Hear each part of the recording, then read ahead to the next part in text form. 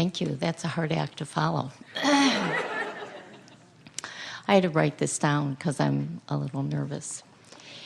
I've been listening to your CDs in my car on a almost daily basis recently, and you talked about answering a question about the difference between meditation, the workshop, and another thing that I don't remember. And you said that meditation was being, I think, a passageway to allow an opening to blend the inner being with the outer world. And I was wondering if you would elaborate on that so that I would have a clearer understanding. Well, from our perspective, if we were standing in your physical shoes, this is the way we would utilize the tool of meditation. It's a process for raising vibration, period. It's not a process where you get in and make something happen in terms of identifying it and setting goals about it and speaking more clarity about it. That's more like what a workshop is. In other words, a workshop is where you focus your mind with the details of something that you want, where meditation is almost the opposite of that. Meditation is like the allowing part of the equation, while doing a mental workshop is like the asking part of the equation. So we always tease our physical friends a little bit. We say, we teach you to meditate because it's easier to teach you to quiet your mind and have no thought than it is to have pure positive thought. Because when you've been beating the drum on some subject and you say, oh, I think I'll make improvement on this subject, where you are is where you are. And so when you try to think about this subject, you don't activate it over here where you want it to be, you activate it over here where it is. So that's why people will say, why is it that the things that I really don't care that much about come easily, and the things I really want are so slow in coming? And we say, because the things you really want, you really think about a lot from right where you are.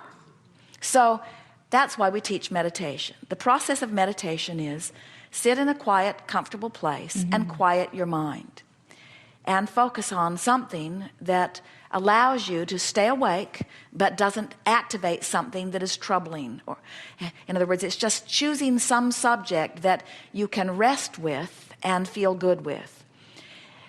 Sometimes Esther uses meditation to clean her vibration up fast because she's found that appreciation is every bit as good as meditation. If she is anywhere in the proximity of appreciation tunes her right up to source energy immediately. But if she's not in the vicinity of appreciation, then stopping thought altogether will stop. You see, think about what it means. If you deactivate your focus, if you stop thought, then you've stopped resistant thought. And if you've stopped resistant thought, your vibration will naturally raise, just like a cork will bob right back to the surface, you see. So use meditation to raise your vibration, and use the workshop to identify more specifically what you're wanting. Now, why would anybody need to offer a workshop anyway? If contrast causes you to launch rockets of desires, and that's step one, asking, and then you meditate or bask or do things that feel good, which causes your vibration to raise to the level of what you're asking for, that's the answering step 2 and the receiving step 3, then why would anybody ever want or need to get into a workshop where you are specifically asking for things? Because it's fun. It's really, really fun once you get the hang of how worthy and capable you are to be specific, to specifically ask for something and know you're not in alignment with it, and then deliberately get into alignment with it and feel the release of resistance and the subsequent alignment, and then to get to see the manifestations coming into place. And it's just delicious creating. It's the same reason that the sculptor doesn't take the big wad of clay and slap it down and say, there, it's finished. Can you help me to understand the difference between the saying letting go and letting God and deliberate creation of what we want? Well, when we were calling this the science of deliberate creation, it was harder for people to see the compatibility with the statement, let go and let God. But as we start talking about the art of allowing, that really is in vibrational alignment with let go and let God. And that we always have to clarify that you are the God in physical form that has launched the creation, that you are now detaching from the resistance and letting the resources of the universe now give you what you're asking for. But the idea of surrendering, you're not giving up your desires, you're just giving up the resistance that was holding you apart from your desires. I see. You can't stop wanting. You cannot become less than you have become. Oh, everything that we talk about all day in these gatherings is this vibrational relationship between your practiced vibration and the vibration of your source. Now, we haven't talked about this here today, and we want to give this to you because this is a very meaningful place in this. Do you hear us when we say, ask and it is given? And do you understand that step one is your asking, and contrast helps you to do that. And step two is source answers. And then step three is you've got to let it in. In other words, that you've come along with us on these ideas.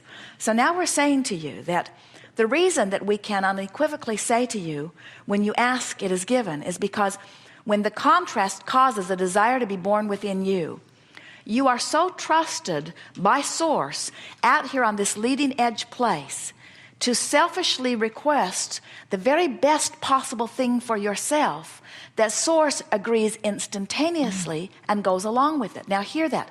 We don't think you quite heard it, and it's so important that you hear it. You are the leading edge of thought, and you are selfishly oriented. You and every point of consciousness in the universe, which means the one-celled amoeba in the ocean is having an experience of perspective and is having preferences, even though they're different than yours and spoken differently than yours. Every point of perception or perspective is having preferences born. In other words, this would feel better than this, and this would feel slightly better. The cells in your body are constantly asking selfishly for the very best thing that they can individually achieve, which is what makes the continuity of your whole work the way it does, you see. So can you feel the perfection of this? That if every point of consciousness is selfishly asking for what's best for it, then what's best for the whole is always happening all around, you see? Yes. So now take that thought and flow with us a little bit. So here you are out here on the leading edge of thought, and you had exposure to an experience that is causing you to personally and selfishly prefer something beyond what you've got.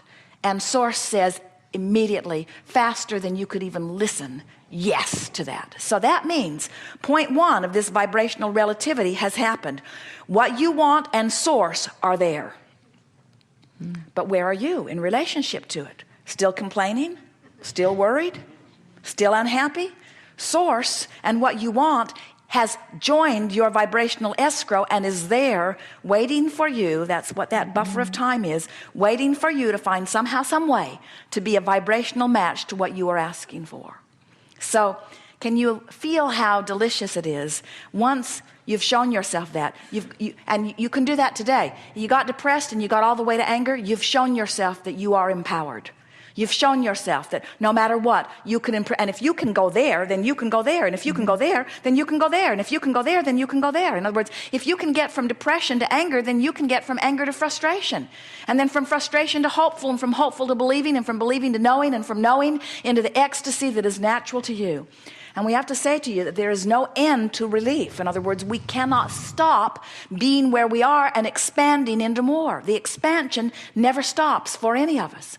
So what's happening with so many people is that, and what is the reason for all of your emotional response to your life is this vibrational relativity between who you're being in this moment and who you really are being in this moment. So something happens which causes you, and it happens all day, every day, which causes a new desire to be born. And when that happens, you got to get up to speed with the new desire. You can't pull back. So if somebody says, let go and let God, we promise you they're not saying pull back those desires, because that defies the way the universe is established. It defies all the laws of the universe as we know them to be, you see. You can withdraw your resistance, but you cannot become less than your leading edge environment has caused you to be. The other day, Esther, right before her eyes, felt a new desire born. She felt it happen. Jerry was standing right next to her. She looked at him and she said, uh-oh. Uh-oh. He said, what? She said, we've got no choice but to go there. You have to go there. And once it's born, you're never happy again until you go there. You've got no choice but to go there, you see. So you can let go and you can let God, but you can never stop creating. You can never stop thinking. You can never stop being.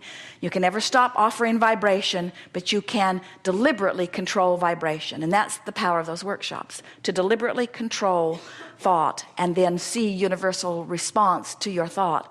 That's ecstasy. That's deliberate creating ecstasy. Good time for a segment of refreshment. If there's something more, we can begin with you after. It's very quick. Give it to us fast. Okay. There was a teacher in India that I spent some time with who said that the Earth plane was the only plane in all of the galaxies where you can truly experience yourself as God. The only physical plane? The Earth plane. We think there's misunderstanding either in what you heard or in what was said. Probably what I heard. Oh. Thank you. Thank you so much. Good time for a segment of refreshment.